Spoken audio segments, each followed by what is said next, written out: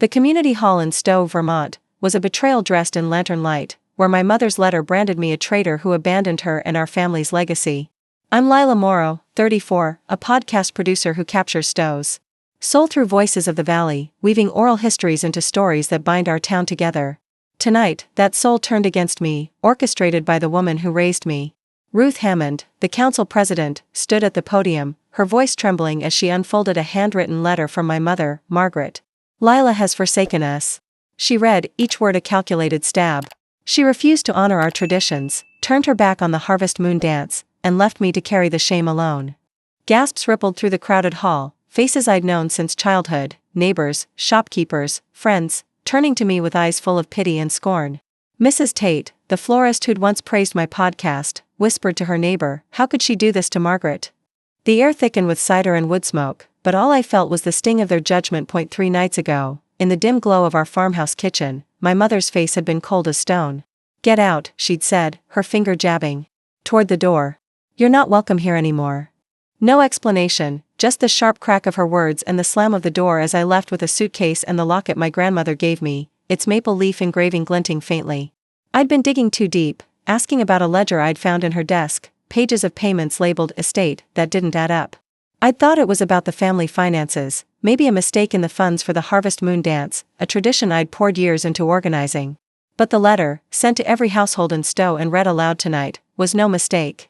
It was a performance, painting me as the daughter who betrayed her mother, her town, her legacy, while hiding the truth. She'd cast me out to silence my questions. My fingers tightened around the locket, its weight grounding me as I stood at the back of the hall, my pulse hammering.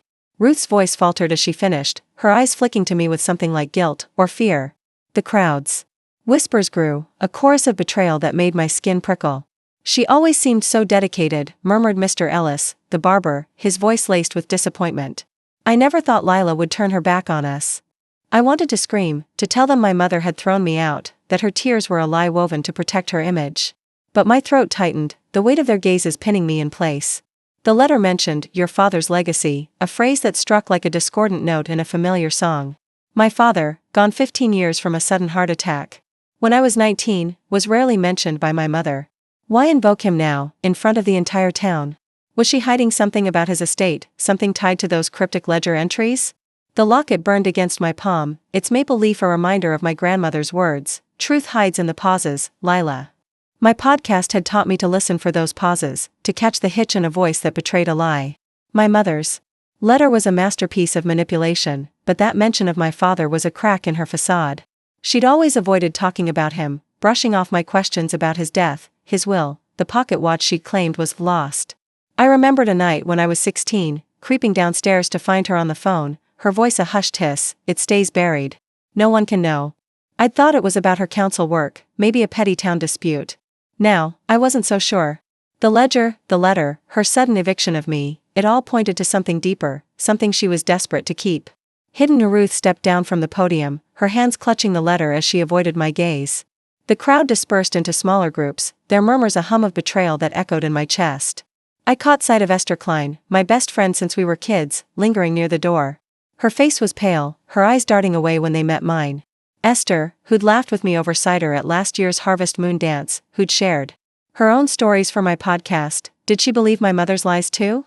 The thought stung, but something in her expression, a flicker of unease, told me she knew more than she let on. Had she seen something, heard something, in those late-night council meetings my mother always attended? Her hesitation was a clue, one I'd file away like a snippet of audio waiting to be analyzed. I slipped outside, the Vermont night crisp and sharp, the lanterns from the hall casting long shadows across the town square. The harvest moon dance was Stowe's heart, a tradition of music, stories, and community that I'd poured my life into, recording its tales for my podcast. My mother had turned it against me, weaponizing the town's trust to isolate me. But that phrase, your father's legacy, echoed in my mind, a thread I couldn't let go. My father had left us a modest estate, enough to keep the farmhouse and fund my education, but my mother controlled it all. Had she hidden something more? The community's role in this was painfully clear. They'd swallowed her letter, their trust in her blinding them to the truth. But I'd seen the cracks in her story, and I'd used the skills that made Voices of the Valley a lifeline for Stowe, listening, analyzing, finding truth in the silences. As I walked to the inn where I'd been staying since the eviction, the locket felt heavier in my pocket, its maple leaf a symbol of the family I thought I knew. My mother thought she'd silenced me. But she'd forgotten one thing: I listen for a living, and I'm very good at hearing what's left unsaid. I'd start with the ledger, that mention of estate, and Esther's uneasy glance. Was she hiding something too? The community hall loomed behind me, its lanterns fading as I moved into the dark. I'd clear my name, but more than that, I'd unravel every secret my mother was hiding, no matter how deep they ran. The question burned in my chest, one I'd carry into the fight ahead: what would you do if your family turned a whole town against you? The inn's porch light flickered as I approached, my suitcase still unpacked in the small room I'd rented. I sat on the bed, opening the locket to reveal my grandmother's faded photograph, her eyes kind but knowing. "Truth hides in the pauses," she'd said, and I'd learned to find it in the cadence of voices, the weight of unspoken words. My mother's letter was a lie, but it held a truth she hadn't meant to reveal. That mention of my father wasn't careless, it was a slip, a clue to something she'd buried long ago. I pulled out my phone, opening the Voices of the Valley archives, scrolling through years of recordings. Somewhere in those stories, in the voices of Stowe, was the key to her secrets. I'd start tomorrow, with Esther, with Ruth, with the ledger. My mother had turned the town against me, but I'd turn their trust back to the truth, no matter the cost. My mother's letter had turned Stowe against me, but her mention of my father's legacy was a crack I'd pry open until her lies collapsed. In my own room, the locket's maple leaf glinted under the lamplight, a tether to my grandmother's wisdom as I sat with my laptop, Voices of the Valley archives open, searching for the truth. My podcast was my lifeline, capturing Stowe's heart through stories of maple harvests, old feuds, and whispered secrets. Now, it was my weapon against the woman who raised me. 3 nights ago, in our farmhouse kitchen, my mother's face had been a mask of ice. "Get out," she'd said, her finger jabbing toward the door. "You're not welcome here anymore." No explanation, just the slam of the door as I left with a suitcase and the locket. I'd been digging too deep, asking about a ledger I'd found in her desk, pages of payments labeled estate that didn't add up. Her eviction wasn't just anger, it was fear that I'd seen something she'd buried, something tied to my father, gone 15 years from a heart attack that felt too sudden, too unexplained. I scrolled through my recordings, years of voices from Stowe's residents, bakers, farmers, council members, hoping to find a clue. My mother had always been the town's darling, her smile disarming, her speeches at the Harvest Moon dance flawless, her role as a council member unquestioned. But I'd seen cracks long before this. When I was 16, I'd caught her burning a letter in the fireplace, her eyes darting to me with a flash of guilt. "Just old bills," she'd said, her voice trembling, but I'd never forgotten the way her hands shook. There was the time she'd sold my father's pocket watch, a family heirloom, claiming it was lost. And the Harvest Moon dance fund, which I'd helped manage, always seemed short, though she brushed off my questions with a laugh.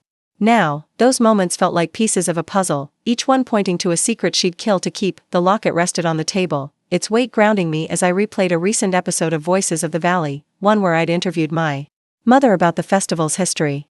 Her voice was warm, practiced, but there was a moment, a pause, when I'd asked about my father's role in the early days. "He was always supportive," she'd said, her tone clipped, then she'd pivoted to talk about lanterns and fiddles. That pause was where the truth hid, a lesson I'd learned from years of podcasting: lies live in the silences. My grandmother's words echoed: "Truth hides in the pauses, Lila." My mother's letter, read aloud at the community hall to paint me as a traitor, wasn't just a lie to shame me, it was a shield for something darker, something tied to that ledger and my father's legacy. I opened the ledger again, its pages worn, the ink smudged from years of secrecy. Payments to VK, Victor Klein, Esther's brother, appeared repeatedly, alongside vague notes: estate transfer, reserve fund. My father's estate had been modest, or so my mother claimed, enough for the farmhouse and my college tuition. But these amounts were larger, thousands moved over years, hidden from me, from the town. Had she siphoned it off? And why mention my father in the letter, knowing it would draw my attention? It felt like a taunt, a challenge to dig deeper, or a mistake she hadn't meant to make.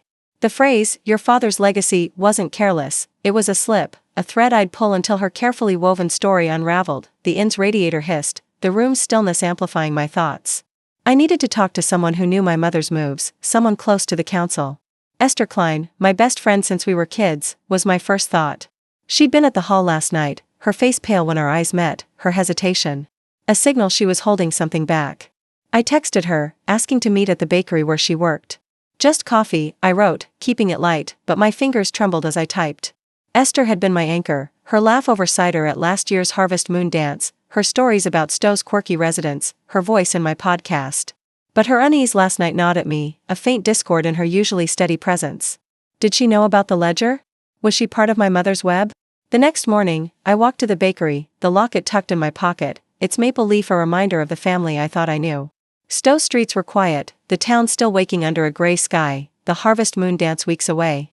The festival was Stowe's heart, lanterns strung, fiddles tuned, stories shared around bonfires.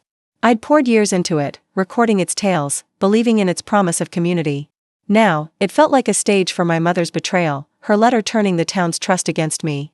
Esther was behind the counter, her apron dusted with flour, her smile forced as I slid into a booth. "Lila," she said, her voice too bright. "Didn't expect you so early." I watched her closely, my podcast-honed instincts kicking in, her fidgeting hands, the way her eyes darted to the door. "I need to talk about my mother," I said, my voice low, controlled.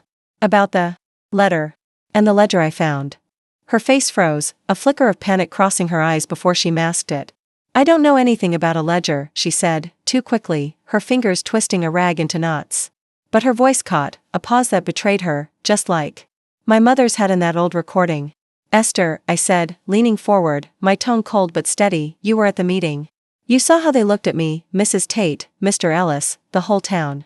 If you know something, tell me." She glanced at the door again, then back at me, her voice dropping to a whisper. "It's not that simple, Lila. Your mother, she's got Victor tied up in something.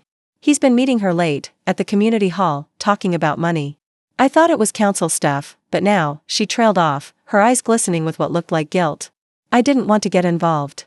Victor Klein, Esther's older brother, was a shadow in Stowe, quiet, working at his auto shop, always lingering at council meetings. My mother's ally? The ledger's VK flashed in my mind, those payments now carrying a new weight. "What kind of money?" I asked, my voice a blade, cutting through her hesitation. Esther's hands stilled, her breath uneven. "I overheard them once, outside the hall," she said. "Something about keeping the estate quiet." Victor sounded scared. "Lila. I didn't ask questions, I couldn't." Her words were a jolt, confirmation that the ledger wasn't a mistake but a map to my mother's secrets. But her fear, her half-truths, told me there was more. Was she protecting Victor, or herself? I left the bakery, the locket heavy in my pocket, Esther's words looping like a haunting refrain. My mother had built a fortress of lies, and Victor was part of it, tied to those payments, those secrets. But Esther's panic, her reluctance to meet my eyes, felt like another layer. Was she just a bystander, or was she hiding her own role? The community hall loomed in the distance, its lanterns still strung from last night's meeting, a symbol of the town I'd poured my life into. My mother's letter had turned Stowe against me, but her slip about my father's legacy was a misstep, a clue she hadn't meant to drop. I'd use it, just as I used my podcast to uncover truths, by listening, analyzing, waiting for the pause that gave her away. Back at the inn, I pulled out a box of old tapes, early recordings from Voices of the Valley I hadn't digitized.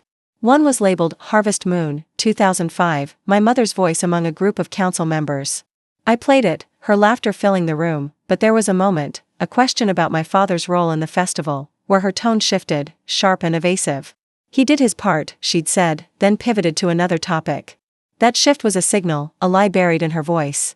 My father's death, his estate, the ledger, they were connected, and my mother was desperate to keep them hidden. But why? Involve Victor? And what was Esther holding back? I stood, slipping the locket into my pocket, its maple leaf catching the light. My grandmother's words echoed, "Truth hides in the pauses." My mother thought she'd silenced me, casting me out to protect her secrets. But I was listening, and I'd heard enough to know she wasn't just hiding money. There was something darker, something tied to my father, to Esther, to the town itself. I'd start with Victor, confront him at his shop, and then Ruth Hammond, the council president who'd read my mother's letter with such unease. The community had believed her lies, but I'd make them see the truth, even if it meant unraveling the family I thought I knew. What would you do if the people you trusted most had a secret that could destroy everything? My mother's letter was just the beginning, and I was ready to pull every thread until her fortress fell. Esther's whispered confession about Victor's secret meetings with my mother lit a fire in me, but her hesitation cut deeper, a betrayal cloaked in friendship. In my own room, the locket's maple leaf glinted under the lamplight, a tether to my grandmother's wisdom. As I sat with my laptop, Voices of the Valley archives open, hunting for the truth. My podcast was my way of preserving Stowe's soul, stories of maple harvests, old grudges, lives woven into the town's fabric, but now it was a weapon to dismantle the fortress my mother had built. Esther's words, keeping the estate quiet, echoed alongside the ledger's cryptic payments to VK. My mother had thrown me out 3 nights ago to stop my questions, but her slip about my father's legacy in that damning letter was a crack I'd widen until her secrets spilled out. I dug into my archives, years of recordings from Stowe's residents, bakers, farmers, council members, searching for any trace of my mother's lies. The 2005 tape I'd found last night, labeled Harvest Moon, nagged at me, her sharp dodge when asked about my father's role in the festival. I played it again, her laughter bright but brittle, her voice cutting off mid-sentence. He did his part. The pause that followed was heavy, a silence that screamed deception. My grandmother's words rang in my ears, truth hides in the pauses. My mother wasn't just hiding money, she was guarding something far more personal, something tied to Victor, to Esther, to the town's blind trust. The community hall was my next stop, where I kept my podcast equipment in a cramped office tucked behind the stage. The hall was quiet, its lanterns unlit, a far cry from the night my mother's letter branded me a traitor. I sifted through old tapes, some so worn the labels were fading, until I found one marked, Council Chat, 2010. It was a casual recording, background noise for a podcast episode I'd scrapped. My mother's voice came through, mid-conversation with Ruth Hammond, the council president. Victor's handling it, my mother said, her tone low, almost conspiratorial. The estate's safe, but the child, no one can know. My breath caught. The child? My mind raced to Esther, her panic at the bakery, her half-truths about Victor's meetings. Was she the child my mother was hiding? Or was there someone else? I paused the tape, my hands trembling, the locket heavy in my pocket. My mother had always been a master of control, her smile at council meetings, her speeches at the Harvest Moon dance, her ability to make Stowe adore her. But this tape was a chink in her armor, a slip that confirmed Esther's story and deepened the mystery. Victor Klein, Esther's brother, was neck-deep in her secrets, forging papers, moving money.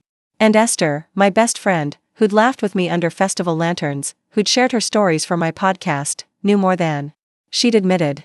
Her fear wasn't just about Victor, it was personal, a secret she was too scared to share. I needed to see Ruth Hammond.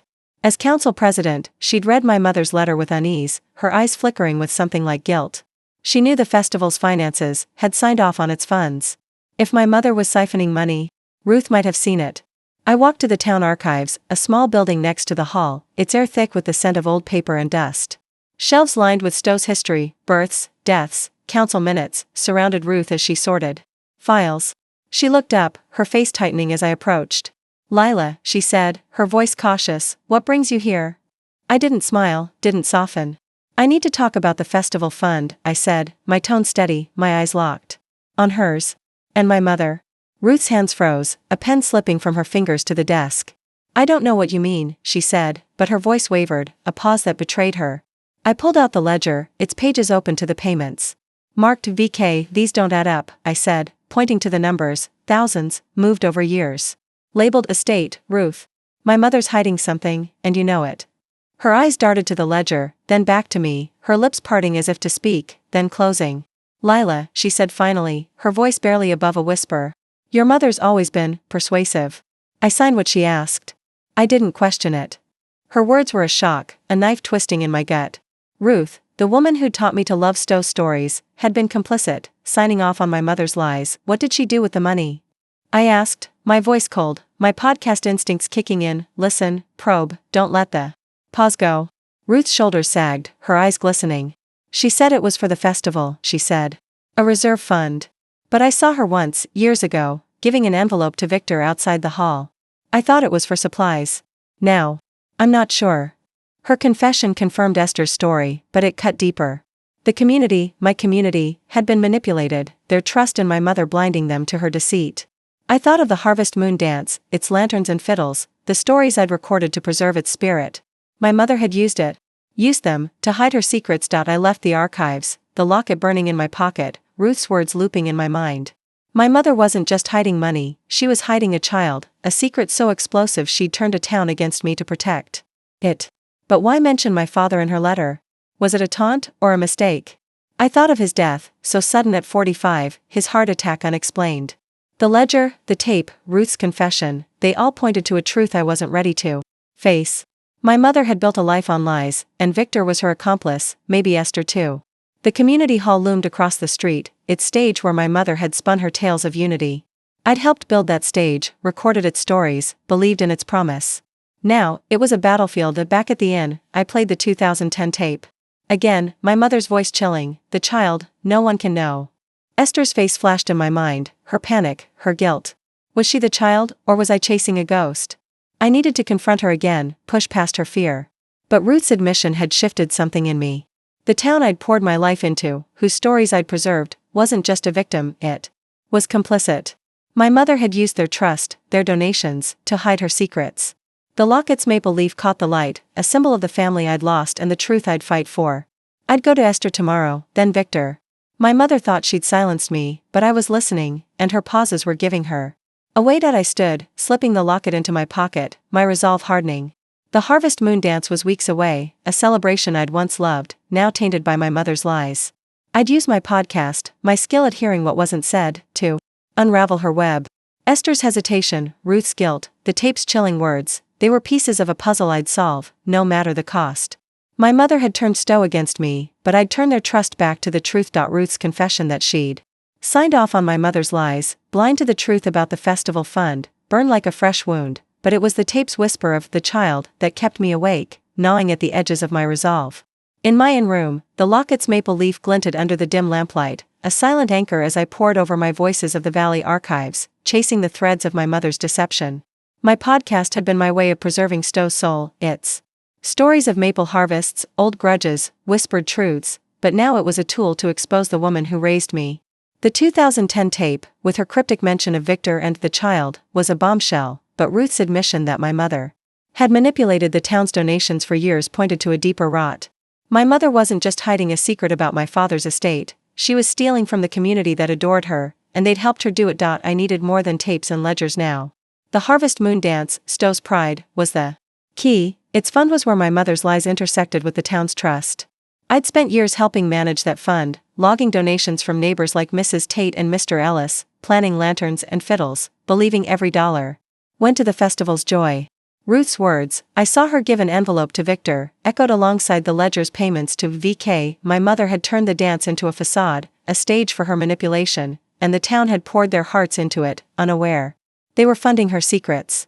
But how had she convinced them to hand over thousands without question? And who was the child she was so desperate to hide?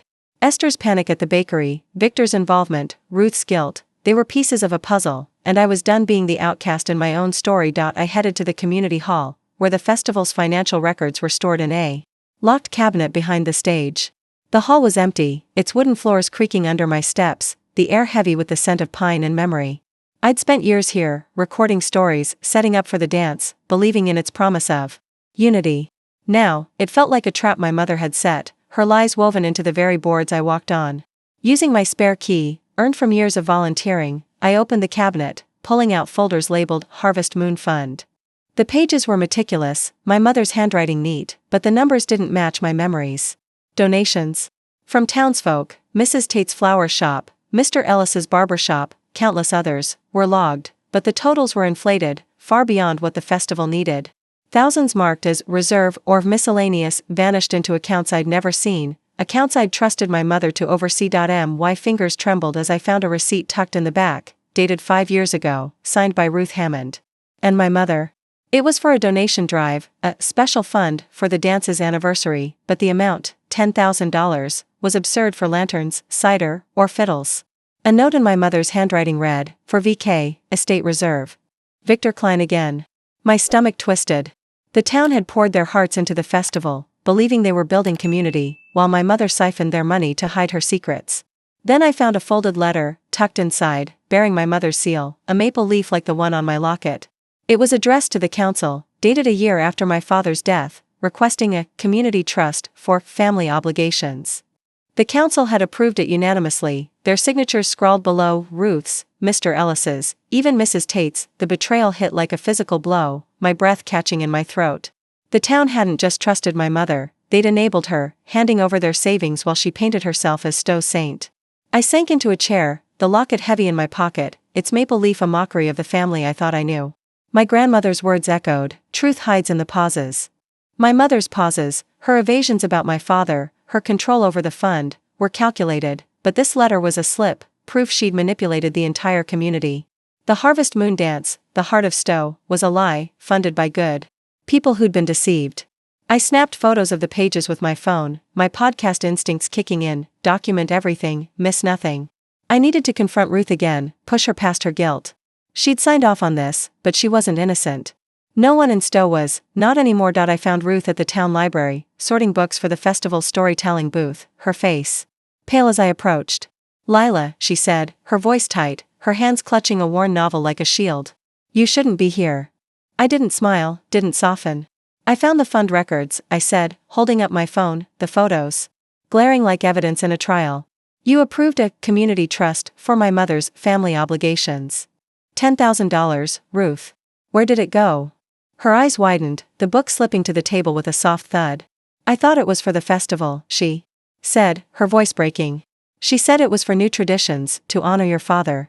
Everyone donated, Mrs. Tate, Mr. Ellis, even me. We trusted her." Her words were a confession, but they weren't enough. "You saw her give money to Victor." I pressed, my voice cold, my eyes locked on hers. "You knew it wasn't for lanterns." Ruth's face crumpled, her hands trembling. "She told us it was for the dance's future," she whispered. "But a year ago, I found a bank statement in the council office. It showed transfers to an account in Victor's name." I confronted her, and she said it was a mistake, a mix-up. I believed her, Lila. I wanted to. Her admission was a shock, a confirmation that the town's trust had been weaponized. The Harvest Moon Dance, the heart of Stowe, was a lie, funded by good people who'd been deceived. My mother hadn't just betrayed me, she'd betrayed everyone, and they'd clapped for her speeches, donated to her lies, turned against me when she pointed the finger. Ruth's eyes glistened, but I felt no pity. She'd enabled my mother, and so had the town. I left the library, the locket burning in my pocket, Ruth's confession searing my mind. The community had been complicit, not out of malice, but out of blind faith in my mother. The festival fund wasn't just a cover, it was a theft, a betrayal of Stowe's soul. But the tape's mention of the child still haunted me. Was it Esther? Someone else? My mother's letter about my father's legacy, the ledger's payments, the council's trust, they were all connected, a web of lies I'd unravel. The community hall loomed in the distance, its lanterns waiting for the dance. I'd helped string those lanterns, believing they lit the way to truth. Now, they were a reminder of how far my mother's deception reached. Back at the inn, I opened my laptop, uploading the photos of the fund records to a secure folder. My podcast had taught me to preserve evidence, to listen for the silences that held the truth. The 2010 tape's words, "The child, no one can know," echoed alongside Ruth's confession. My mother thought she'd silenced me, casting me out to protect her secrets. But the town's complicity, Ruth's guilt, the receipts, they were cracks in her fortress. I'd confront Esther again, then Victor, whose name kept surfacing like a bad omen. The Harvest Moon Dance was weeks away, a stage for my mother's lies, but I'd turn it into her undoing. My father's death, so sudden at 45, lingered in my mind, a question I wasn't ready to ask, the revelation that my mother had manipulated Stowe's donations for the Harvest Moon Dance, with the town's unwitting complicity, turned my grief into a cold, sharp resolve, but it was the lingering question of the child that drove me to Victor Klein. In my own room, the locket's maple leaf glinted under the lamplight, a tether to my grandmother's wisdom as I sifted through my Voices of the Valley archives, piecing together the web of lies spun by the woman who raised me. My podcast had been my way of preserving Stowe's truths, stories of lost loves, buried grudges, whispered confessions, but now it was a weapon to unravel the secrets she'd guarded with ruthless precision. The ledger's payments to VK. The council's blind trust, Ruth's confession about the bank statement, they all pointed to Victor, Esther's brother, as the key to my mother's deception. I needed to confront him, to break through his silence and expose what he'd done with my father's estate. Victor's auto shop sat on the edge of Stowe, its neon sign flickering in the dusk, the air thick with the smell of oil and metal. I'd avoided him for years, his quiet demeanor, his lingering presence at council meetings, always a shadow to my mother's plans. Now, I saw him for what he was, her accomplice, tied to the payments marked estate reserve in the ledger I'd found. I walked in, the locket heavy in my pocket, my phone loaded with photos of the festival fund records and the council's letter approving my mother's community trust. Victor was under a truck, his hands smudged with grease, his face tightening. As he saw me, "Lila," he said, wiping his hands on a rag, his voice low, guarded. "Didn't expect you here." I didn't waste time. "I know about the money," I said, my voice steady, my eyes locked on his. The ledger, the payments to VK, you and my mother have been hiding my father's estate. I want answers. Victor's jaw clenched, his eyes darting to the shop's open door, then back to me, a flicker of fear crossing his face. You don't know what you're digging into, he said, his voice barely above a whisper, but there was a crack in it, a tremor that betrayed him. My podcast instincts kicked in, listen for the pause, the hesitation, the silence that held the truth. I know enough, I said, holding up my phone, the ledger's pages glaring like evidence in a trial. Thousands, Victor, marked for you. The council's trust, the festival fund, she used it all. What did she make you do? He froze, the rag slipping from his hands, his face paling. It wasn't my idea, he said finally, his voice breaking, his eyes glistening with something like shame. Your mother, she needed the estate papers changed. After your father died, she said the will wasn't right. I forged documents to redirect the money to someone else. His words hit like a shockwave, each one a confirmation of my mother's betrayal, but that someone else was a new thread, a mystery that tightened my chest. My father's estate, meant for me, for our family, had been stolen, rewritten, and Victor was the tool. Who? I demanded, stepping closer, my voice cold, unyielding, my podcast-honed instincts pushing me to probe deeper. Victor's hands trembled, his eyes dropping to the floor. I can't say, he said, his voice barely audible. She'd destroy me, Lila. You don't know what she's capable of. His fear was real, but it wasn't enough. You forged my father's will, I said, my tone a blade, cutting through his excuses. You stole from me, from Stowe. Who got the money? He sank onto a stool, his shoulders slumping, his voice a broken whisper. It went to a trust, offshore, for someone she was protecting. She said it was to keep the family safe. I didn't. Ask who. I just did what she told me. His confession was a bombshell, rewriting everything I thought I knew about my father's legacy. My mother hadn't just hidden money, she'd rerouted it, erased my inheritance, and used Victor to do it, all while Stowe donated to her lies. The locket burned in my pocket, its maple leaf a mockery of the family I thought I knew. My grandmother's words echoed, truth hides in the pauses. Victor's pause, his refusal to name the recipient, was a clue, a piece of the puzzle. That pointed to the child from the 2010 tape. Was it Esther? Someone else? My mother's manipulation ran deeper than I'd imagined, not just stealing from the town but rewriting my father's wishes to protect a secret.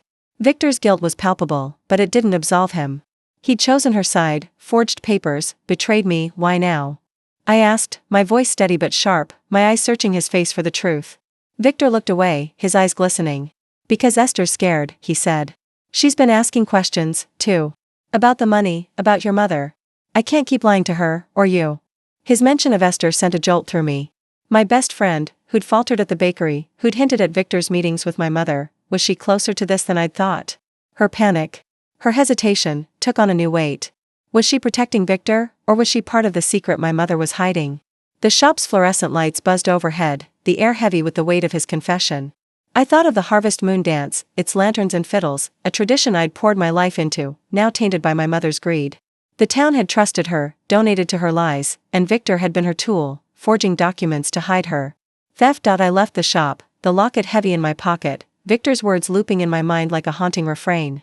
My mother's fortress was crumbling, but that someone else he wouldn't name was a new mystery, a shadow I couldn't yet see. The community hall loomed in my mind, its stage where I'd once recorded Stowe's stories, now a symbol of her deception. My father's estate, meant for me, had been diverted to a stranger, and the town had paid for it without knowing. I needed to find Esther, press her harder, and revisit the tape that mentioned the child.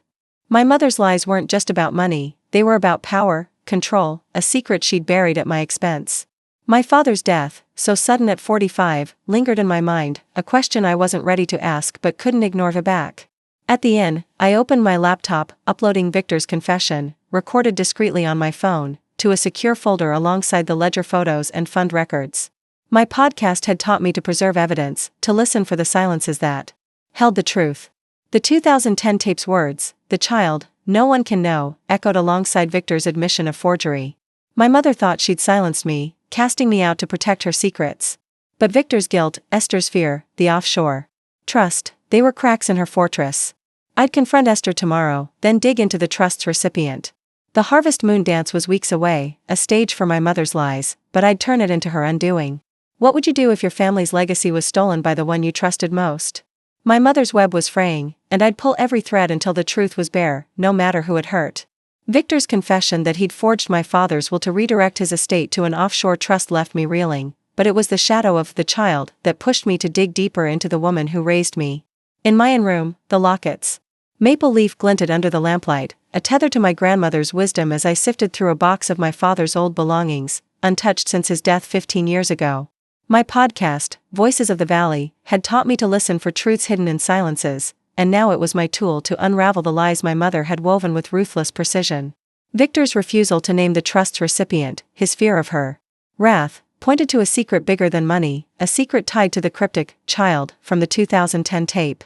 Esther's hesitation at the bakery, the town's complicity in the festival fund, the forged documents, they all converged on my mother, but I needed proof, something undeniable to break her fortress. The box, tucked under my bed since I'd been cast out, held relics of my father, a tarnished watch, a worn journal, a stack of letters tied with fraying twine.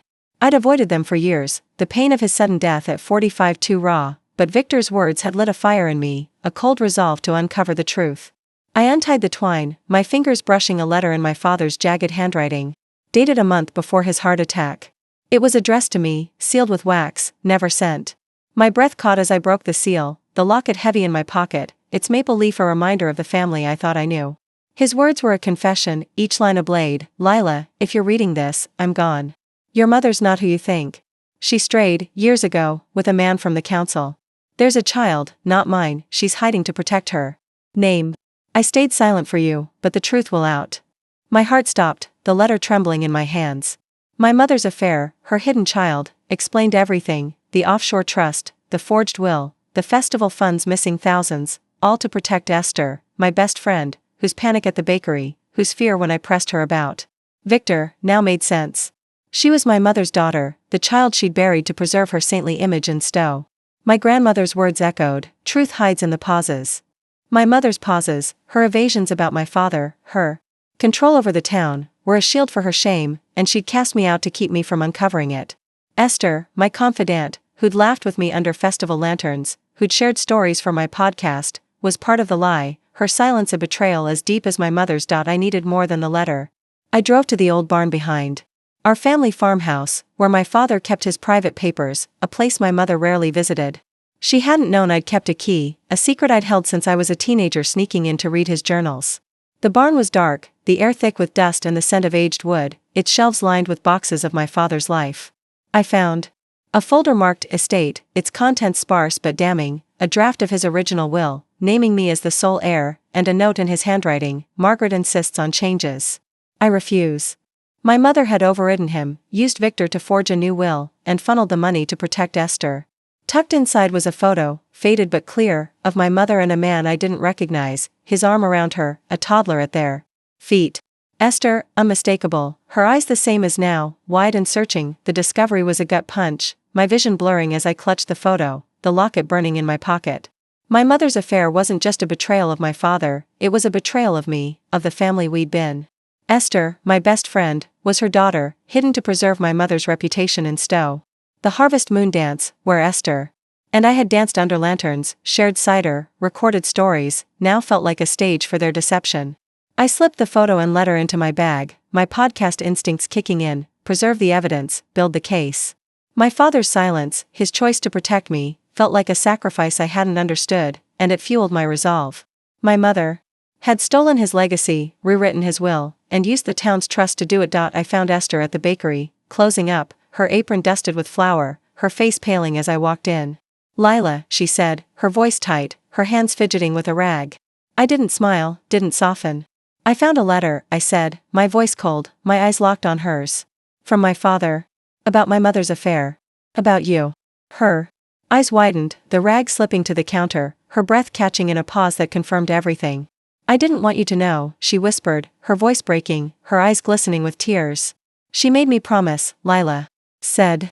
It would ruin everything, her, you, the town. Her words were a confession, but they cut deeper than Victor's. Esther, my ally, my sister in all but blood, was my mother's daughter, a secret she'd kept while we shared stories, built my podcast, danced at the festival. Why didn't you tell me? I asked, my voice steady but sharp, my hand clutching the locket in my pocket.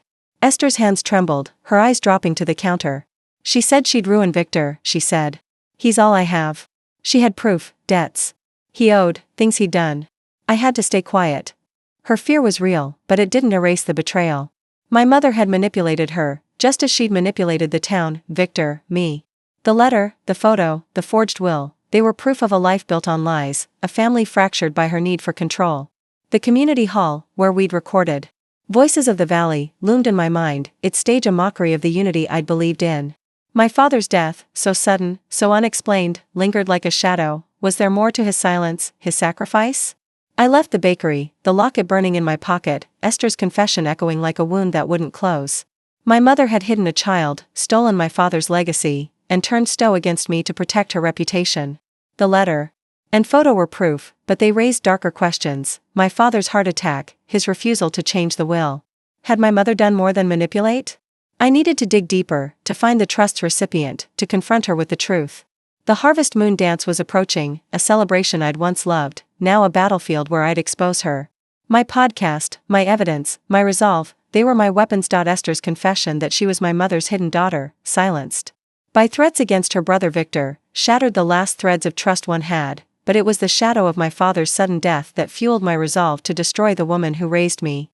In my own room, the locket's maple leaf glinted under the lamplight, a tether to my grandmother's wisdom as I prepared to turn my Voices of the Valley podcast into a weapon. My mother had built a fortress of lies, stealing my father's estate, hiding Esther, manipulating Stowe's trust, but Esther's revelation that my mother had blackmailed her with Victor's secrets was a crack I'd exploit. The community hall, where I'd once recorded stories of unity, was now a stage for her downfall, and I'd use it to make the town see her for what she was, a manipulator who'd betrayed them all. I needed Esther to go public, to break her silence and expose my mother's control to Stowe. Her fear of my mother's threats was real, her tears at the bakery raw, but her guilt told me she was ready to crack. I met her at the edge of town, near the old maple grove where we'd once shared secrets as teenagers, the air thick with the scent of damp leaves and earth. Esther's face was pale, her hands twisting the hem of her coat as I approached. "Lila," she said, her voice trembling, "I can't do this. She'll ruin Victor, his debts, his past. She has proof." I didn't flinch, my voice cold. My eyes locked on hers. "She's already ruined me," I said, holding up the photo from my father's barn, her toddler face staring back beside my mother. "You're her daughter, Esther. You kept her secret while she stole my father's legacy. Tell the town, or I will." Her eyes widened, tears spilling, but her pause was heavy, a confession in itself. "I'm her daughter," she whispered, her voice breaking, her hands shaking as she sank to the ground. "She told me when I was 16, after your father died. Said I'd destroy her life if I spoke, destroy Victor's too. She had letters, evidence of his gambling debts, forged signatures. She'd send him to jail." Her words were a bombshell, confirming my mother's ruthless control, not just over me, but over Esther, Victor, the entire town. Esther's confession wasn't just personal, it was a weapon, one I'd used to turn Stowe against my mother. The harvest moon dance, where she'd spun tales of community, was days away, and I'd make it the stage for her exposure. I convinced Esther to speak at the next council meeting, where the town gathered to plan the dance. Her voice, trembling but clear, would carry more weight than mine, the outcast. I spent the night preparing, uploading my evidence, my father's letter about the affair, the ledger photos, Victor's recorded confession, to a secure folder, my podcast instincts guiding me to preserve every detail. The community hall was packed when we arrived, the air buzzing with anticipation for the festival, lanterns already strung across the rafters, their glow a mockery of the unity I'd once believed in. My mother stood at the podium, her smile radiant, the perfect council leader, her eyes scanning the crowd with practiced warmth. Ruth Hammond sat in the front row, her face uneasy, her eyes flickering to me as I entered with Esther. The town, Mrs. Tate, Mr. Ellis, neighbors I'd known my whole life, watched, unaware of the storm coming.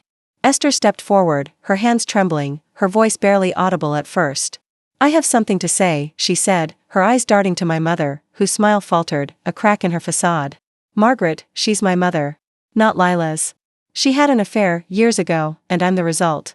She forced me to stay silent, threatened my brother Victor with proof of his debts if I spoke." The room gasped, a collective intake of breath that echoed like thunder. My mother's face drained of color, her hands gripping the podium, her eyes blazing with fury. "Esther," she said, her voice sharp, cutting through the murmurs, "you're mistaken." But the town wasn't hers anymore. Mrs. Tate stood, her voice trembling with betrayal. "Is this true, Margaret? You used our trust, our money, for this?" Mr. Ellis followed, his eyes hard. You took our donations to hide your secrets? The hall erupted, voices rising, questions flying. As my mother's perfect image crumbled, the betrayal was a shockwave, the town's trust in my mother shattering like glass.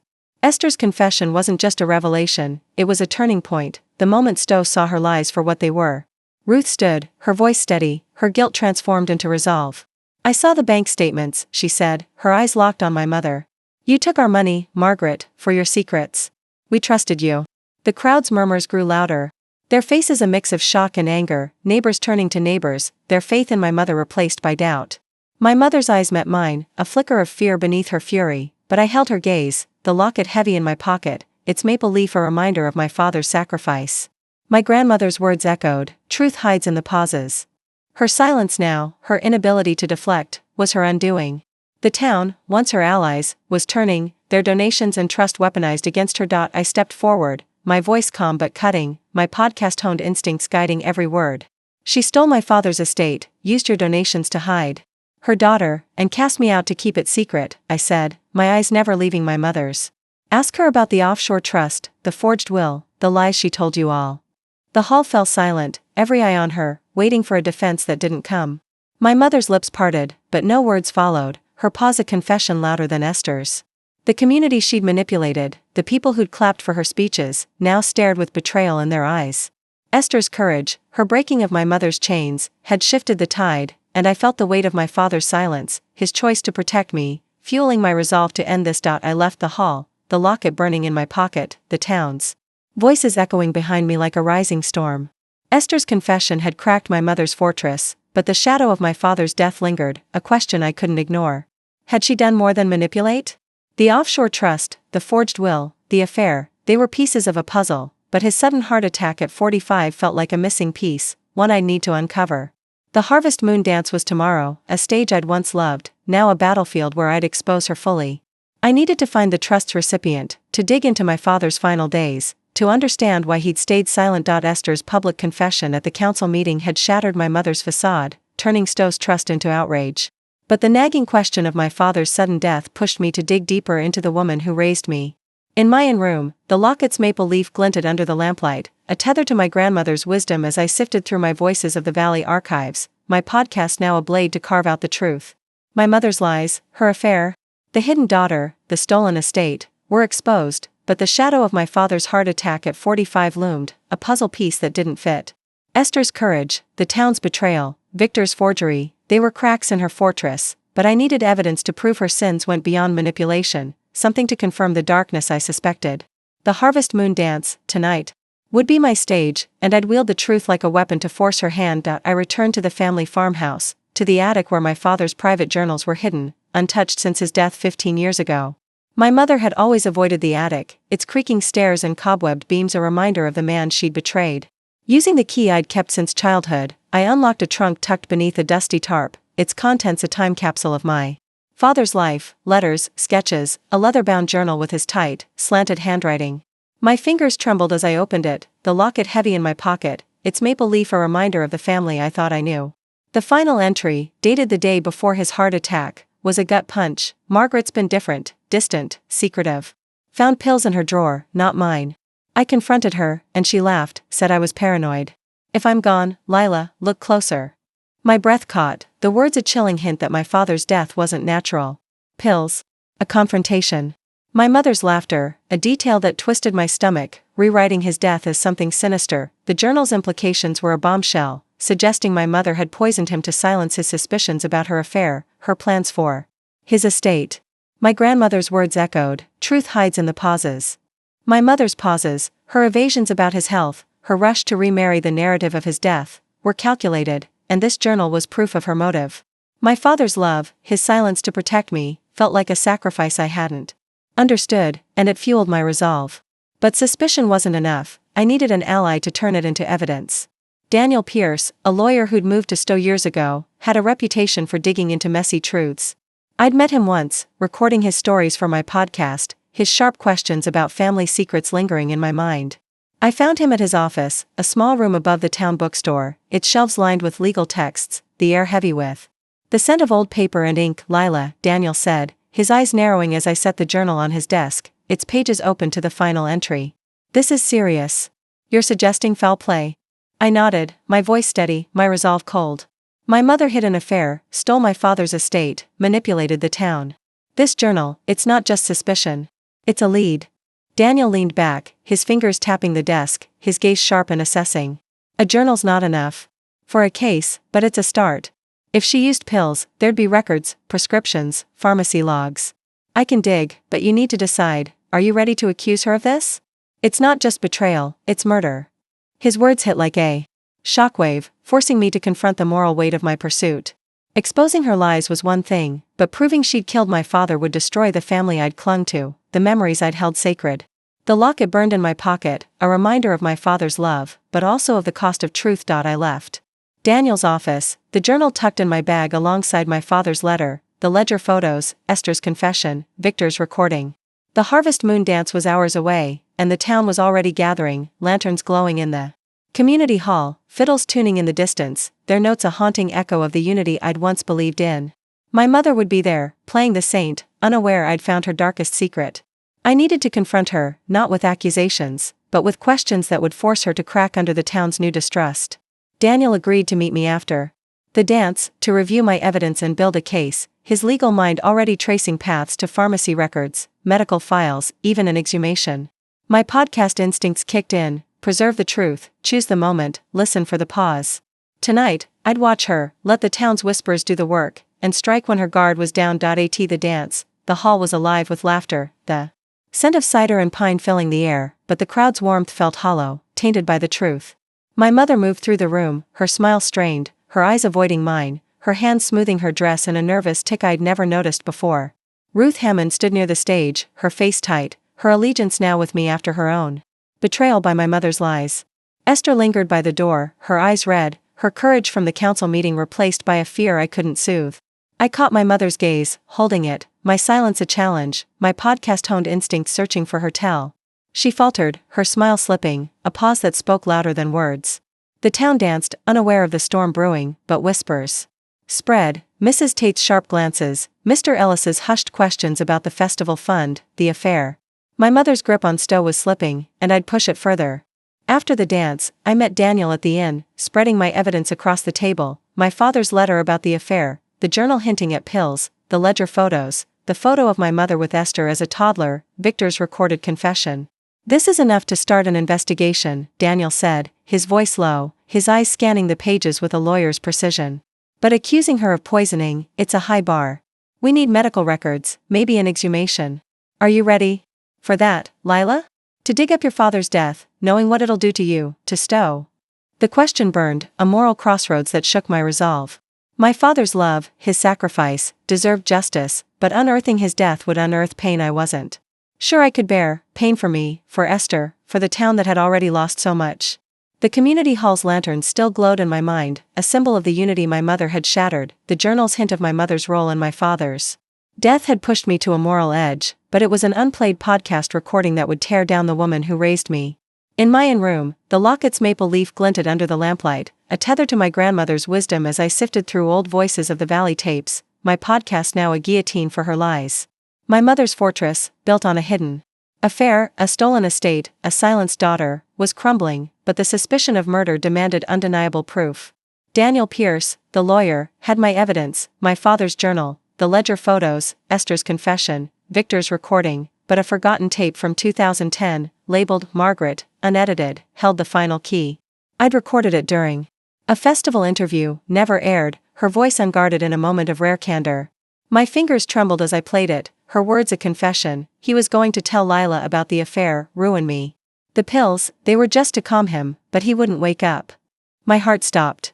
She'd killed him, the revelation was a bombshell, confirming my father's death wasn't a heart attack but a calculated act to protect her secrets, her affair, her daughter Esther, her grip on Stowe. Esther's silence, her knowledge of this truth, was another blow. I'd confronted her after the dance, her eyes red, her voice breaking as we stood outside the community hall, lanterns still glowing. I heard her that night, Lila, she said, her hands trembling, talking to Victor about the pills.